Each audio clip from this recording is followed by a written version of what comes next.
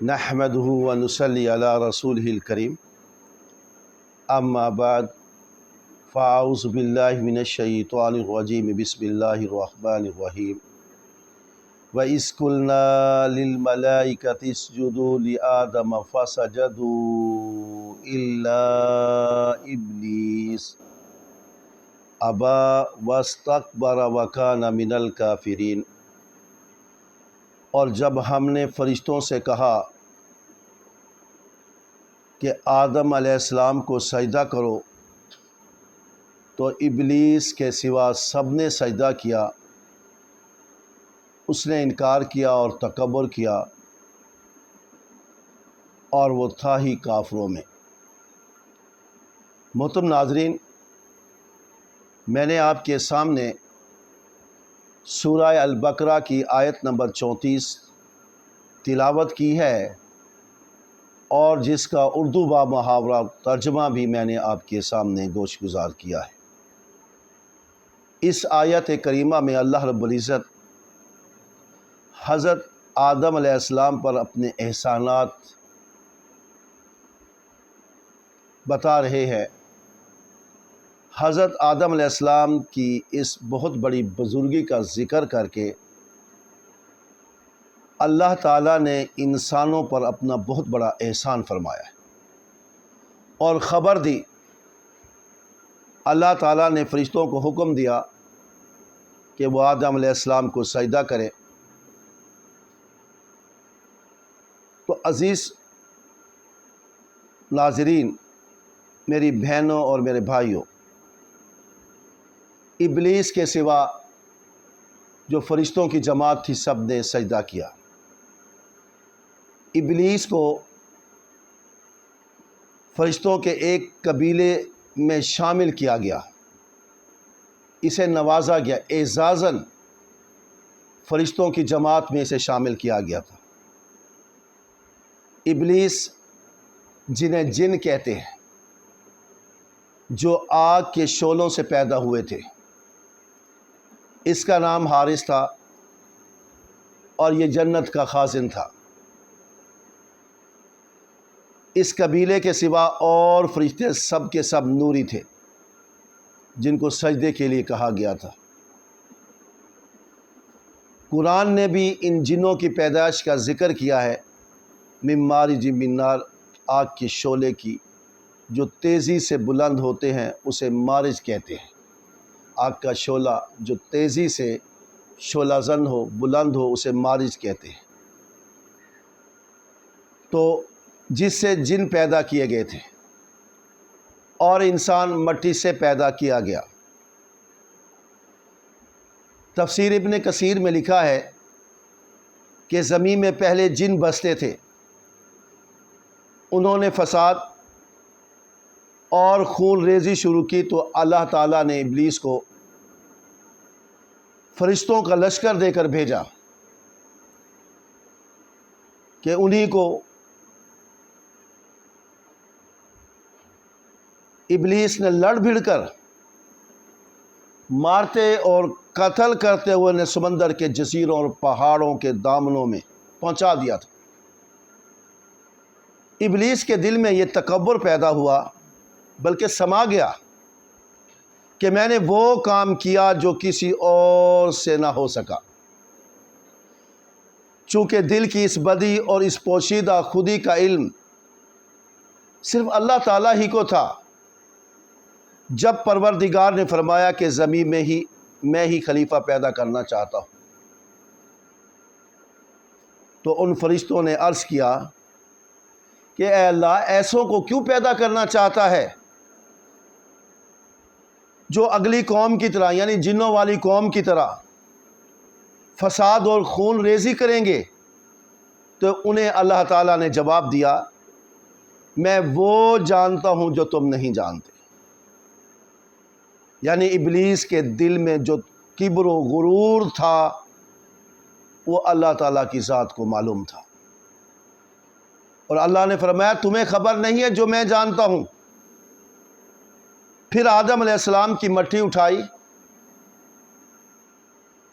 جو چکنی اور اچھی مٹی تھی، جب اس کا خمیر اٹھا، اس سے آدم علیہ السلام کو اللہ تعالیٰ نے اپنے ہاتھ سے پیدا کیا، اور یہ 40 دن تک یوں ہی پتلے کی شکل میں رہے۔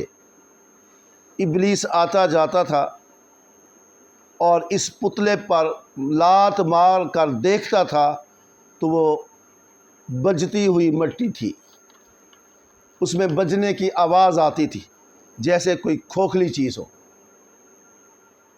پھر منہ کے سوراخ سے گھس کر پچھلے سوراخ سے نکل کر اس کے خلاف آتا جاتا رہا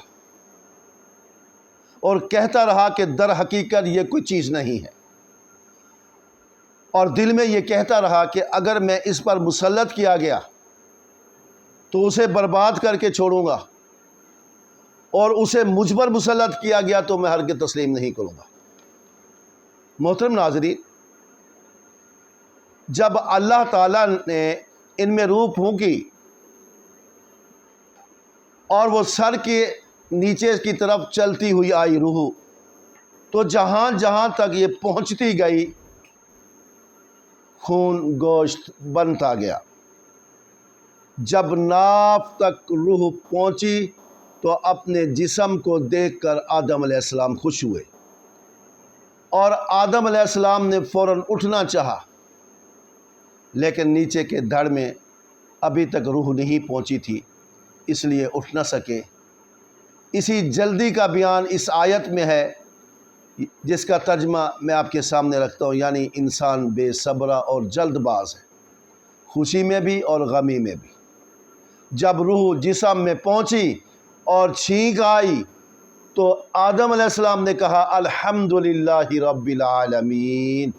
اللہ تعالیٰ نے جواب دیا یرحمک اللہ۔ سوائے ابلیس نے، فرشتوں نے بھی فرمایا یہی جملہ۔ آدم علیہ السلام کے سامنے جب فرشتوں سے کہا گیا کہ سجدہ کرو تو ان سب نے سجدہ کیا سوائے ابلیس کے۔ وہ غرور اور وہ تکبر جو اس کے دل میں سمایا ہوا تھا، جو وہ انسانیت سے جو نفرت کرتا تھا، انسانیت کو نیچ سمجھتا تھا، اپنے آپ کو وہ اعلیٰ سمجھتا تھا، وہ تکبر، وہ غرور ظاہر ہو گیا، اس نے انکار کر کے زہر کر دیا۔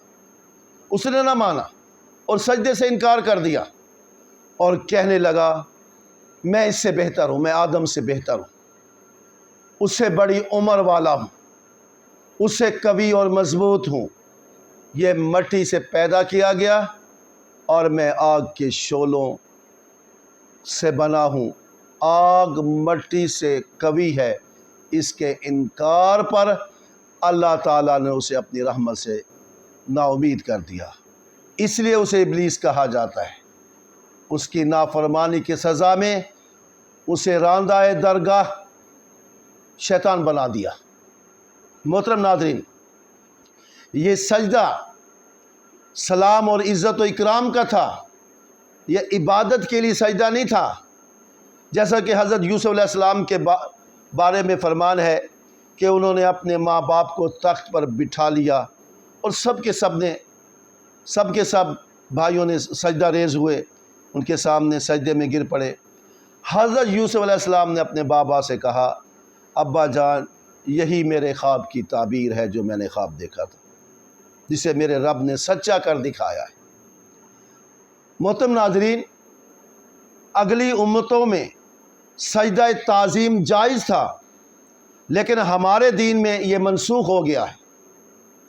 حضرت معاذ رضی اللہ تعالی عنہ فرماتے ہیں کہ میں نے شامیوں کو اپنے سرداروں اور علماء کے سامنے سجدہ کرتے ہوئے دیکھا تھا، تو میں نے حضور صلی اللہ علیہ وسلم سے دستبستہ گزارش کی کہ حضور آپ اسے زیادہ حقدار ہے کہ آپ کو سجدہ کیا جائے۔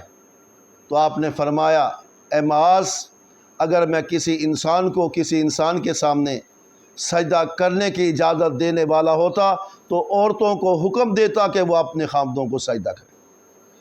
محترم ناظرین، اس آیت کریمہ میں وَإِذْ قُلْنَا لِلْمَلَائِكَةِ اسْجُدُوا لِآدَمَ فَسَجَدُوا إِلَّا إِبْلِيسَ أَبَى وَاسْتَكْبَرَ وَكَانَ مِنَ الْكَافِرِينَ۔ اللہ تعالیٰ نے آدم علیہ السلام کو دو فضیلتیں، دو اکرام سے نوازا ہے۔ پہلی فضیلت جب فرشتوں سے کہا کہ ان چیزوں کے نام بتائیے، فرشتوں نے لا علمی کا اظہار کر دیا۔